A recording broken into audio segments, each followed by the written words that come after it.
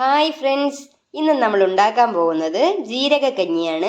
അതിനായി നമ്മൾ യൂസ് ചെയ്യുന്നത് പവിഴത്തിൻ്റെ മട്ട ബ്രോക്കൺ റൈസ് ആണ്. ഈ ഒരു അരിയാണ് മട്ട പൊടിയരി. ഇതാണ് നമ്മൾ യൂസ് ചെയ്യുന്നത്. അപ്പം നിങ്ങൾക്ക് ഇഷ്ടമുള്ള ബ്രാൻഡിൻ്റെത് എടുക്കാം. നമ്മളിപ്പോൾ ഇതാണ് യൂസ് ചെയ്യുന്നത്. ഇതിലിപ്പോൾ 250 ഗ്രാം യൂസ് ചെയ്തിട്ടാണ് നമ്മളിപ്പം ജീരകക്കഞ്ഞി ഉണ്ടാക്കാൻ പോകുന്നത്. അപ്പോൾ നമ്മൾ 250 ഗ്രാം പൊടിയരി എടുത്ത് മാറ്റി വെച്ചിട്ടുണ്ട്. ഇതാണ് പൊടിയരി. അപ്പോൾ ഇതിന് നല്ലപോലെ കഴുകിയെടുക്കണം. നമുക്ക് കഴുകിയെടുത്ത് വൃത്തിയാക്കിയിട്ട് വരാം. ഇതിനാവശ്യമായിട്ടുള്ള അരപ്പ് തയ്യാറാക്കണം. അരപ്പ് തയ്യാറാക്കാനായിട്ട് 1 മുറി തേങ്ങ ചിരകി വെച്ചിട്ടുണ്ട്. 10 ചെറിയുള്ളി ഇതുപോലെ അരിഞ്ഞു വെച്ചിട്ടുണ്ട്.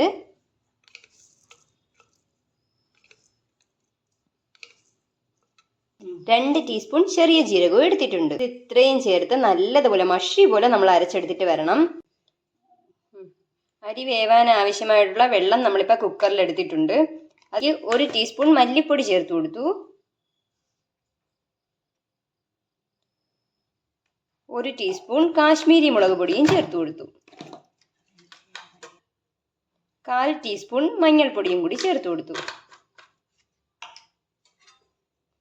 ഇത് നല്ലപോലെ മിക്സ് ചെയ്ത് കൊടുക്കണം.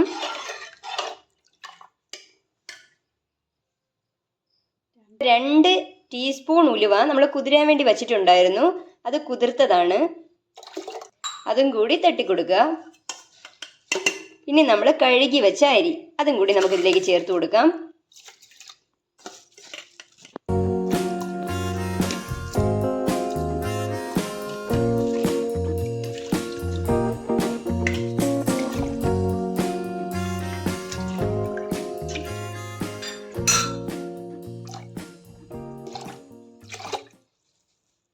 ഇനി ആവശ്യത്തിന് ഉപ്പും കൂടി ചേർത്ത് കൊടുക്കുക. നമ്മളിപ്പോൾ 1/4 ടീസ്പൂൺ ഉപ്പ് ചേർത്ത് കൊടുത്തു.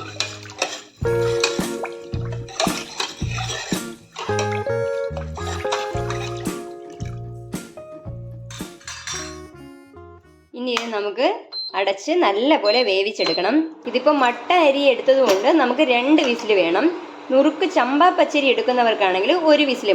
അപ്പോൾ അത് നോക്കിയിട്ട് കേൾപ്പിച്ചാൽ മതി. നിങ്ങളുടെ അരി ഏതാണെന്ന് നോക്കണം. പിന്നെ വെന്തില്ല എങ്കിൽ നമുക്ക് വീണ്ടും വേവിക്കാം.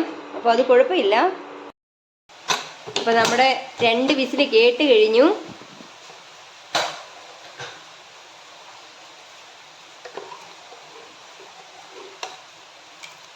നല്ലപോലെ നമ്മുടെ ചോറൊക്കെ വെന്തിട്ടുണ്ട്.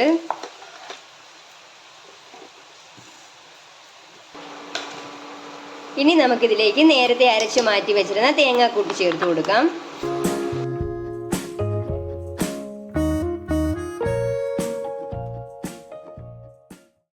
നമ്മൾ വീണ്ടും സ്റ്റൗ ഓണാക്കി കൊടുത്തു.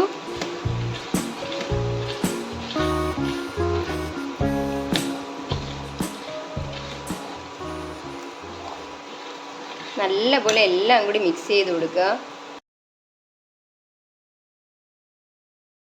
വെള്ളം കുറവാണെങ്കിൽ നമുക്ക് കുറച്ചും കൂടി വെള്ളം ചേർത്ത് കൊടുക്കാം. ഒരുപാട് ചേർക്കരുത്. നമ്മളിനി തേങ്ങാപ്പാലും കൂടെ നമുക്കിതിൽ ചേർക്കാനുള്ളതാണ്.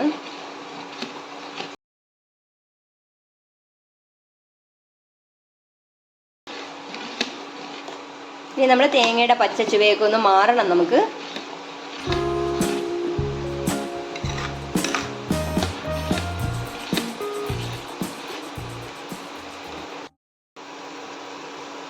ഈ ഒരു സമയത്ത് നിങ്ങൾക്ക് ഉപ്പ് വേണമെങ്കിൽ വീണ്ടും ചേർത്ത് കൊടുക്കാം. നമ്മളിപ്പോൾ 1/4 ടീസ്പൂൺ കൂടെ ഇട്ട് കൊടുത്തു.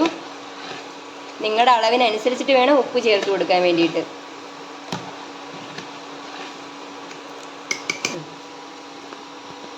ഇപ്പം നല്ലപോലെ തിളച്ചിട്ടുണ്ട്. ഈ ഒരു സമയം നമുക്ക് തേങ്ങാപ്പാൽ ചേർത്ത് കൊടുക്കാം.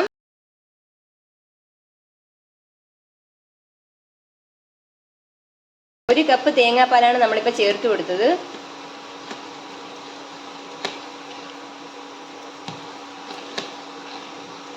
നല്ലപോലെ മിക്സ് ചെയ്ത് കൊടുക്കുക.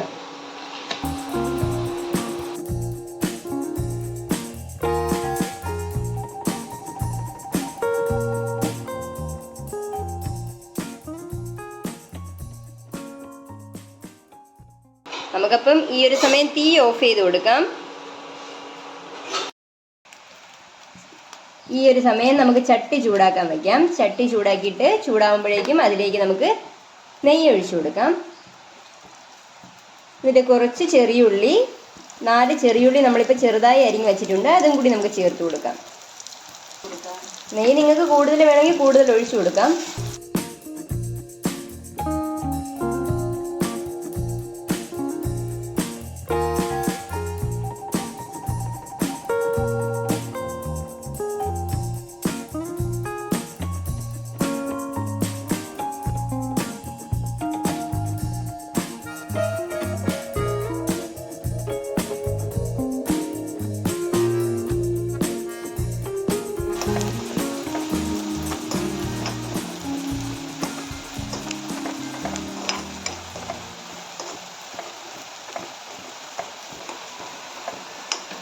ഇത്രയും മതി. ഇത്രയും ആകുമ്പോഴേക്കും നമുക്ക് ഓഫ് ചെയ്ത് കൊടുക്കാം. ഇനി നമുക്കത് നമ്മുടെ കഞ്ഞിയിലേക്ക് തട്ടിക്കൊടുക്കാം.